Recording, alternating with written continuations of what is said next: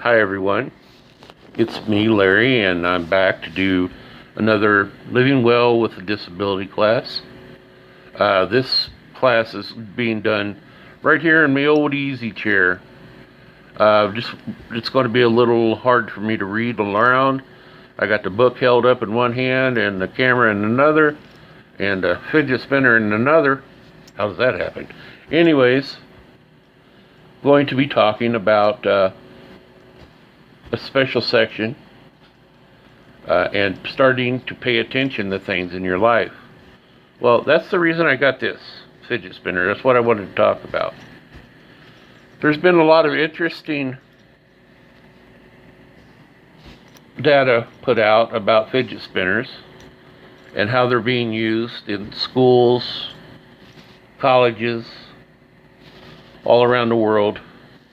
There's been testing being done on them to see if they help with concentration. And in my personal opinion, they do. I use a fidget spinner many times throughout the day if I'm watching an instructional program on YouTube, or if I'm trying to learn history through a documentary or something. I will constantly have this little spinner or one of my others with me, and as you can tell, they don't make much noise. Sometimes they'll get a little loose and you have to tighten them up, but you can pick these up for $1, $2 somewhere. They're pretty nice to have.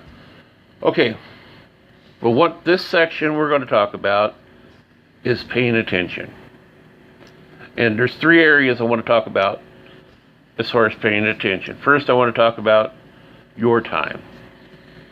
You need to pay attention, learn to pay attention to your time. You need to pay attention to what's going on throughout your days. You need to figure out how to do scheduling for yourself so that you can spend time working on your goals. You need to figure out what is a legitimate amount of time you can do on a computer or writing or discussing in Reddit or on Facebook, talking about your goals with folks and trying to meet those goals, or even talking with your doctors and social workers and caregivers. So one of the things I suggest is a schedule, and I will post a copy of a schedule later on at the end of this video, a static copy, so you could burn off a copy for yourself. Also, it's good to put them down, so list everything. So say I'm quadriplegic and I need assistance getting out of bed, so you can put on this list that yes, it took me, I get up every morning about 6 o'clock or whatever, and it takes 45 minutes for me to with my caregiver to get me up, get me dressed, get me ready for the day. So put that down, allot that time for that. And then allot the time, say, then I go and I see my children off to school. So you can put that down as spend 15 minutes watching your children on the bus, get on the bus and go to school.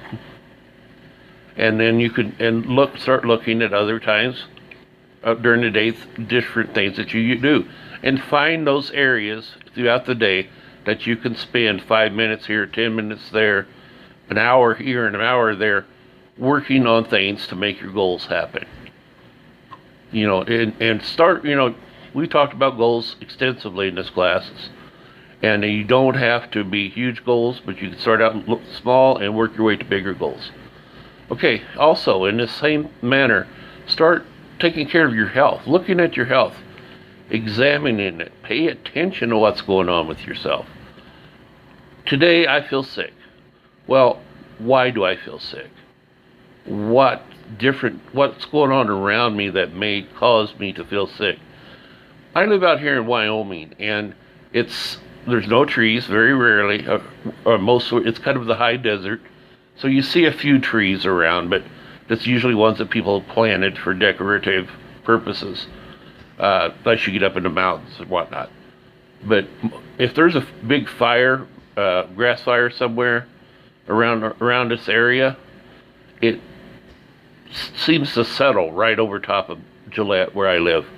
There's a big fire right now in Utah, and you look at the map, and Utah is quite a ways away from Wyoming, but that smoke from Utah is causing issues here in Wyoming right now. You don't go out and just see it necessarily in the air until certain times of the day, and then sometimes you can smell it and see it. But we've had it get so bad up here that you just can't, if you got respiratory issues at all, you just can't go outside. So know that that's an issue that's causing a possible health problem. Another one might be that I'm not sleeping well. That could be one of the reasons your health is going bad. Or we changed my medication around and it's making me feel this way. So you need to write those things down, or to relate those things to your caregiver so they can get them written down for you, so that when you go to the doctor, make sure that information goes with you, and make sure that you can share those things with the doctor. But take responsibility for paying attention to your health. What makes you feel better? What makes you feel worse? Doctors see you for like 10, 15 minutes when you go in, if that long. You're lucky if they spend that much time with you. So they're not very good advocates for your health. And the nurses are basically the same way. They see you for maybe a little longer than the doctor, but they can't be your personal advocate. The only person that can be your personal advocate is you. So you need to make sure that you own the owner's manual, or the operator's manual for your own life. Okay, and then another very important thing is your progress. Every day you should be putting down things that you're happy for, you're grateful for, how your progress is going toward your goals, any landmarks that you reach. Also put down any detours that you were come across on that day. And that way, when you come back to it, and I suggest that you come back to it at least once a month, come back to it, read over those things, and see how you progress that month. And then respect that by giving yourself some sort of a treat. If you've done well that month, give yourself some sort of a treat. And then do the same thing on a quarterly thing. So every 3 months you do the same thing, and then on a yearly. Just see how well you've done. You can even add your savings on there. You could take coins out of your pocket, throw it in to a jar, and just keep track of things that way.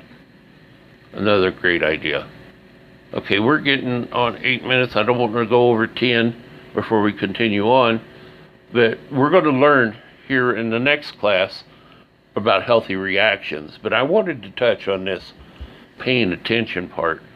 Like I said, I will post a picture or a copy of a picture of these schedule things on the end of this video.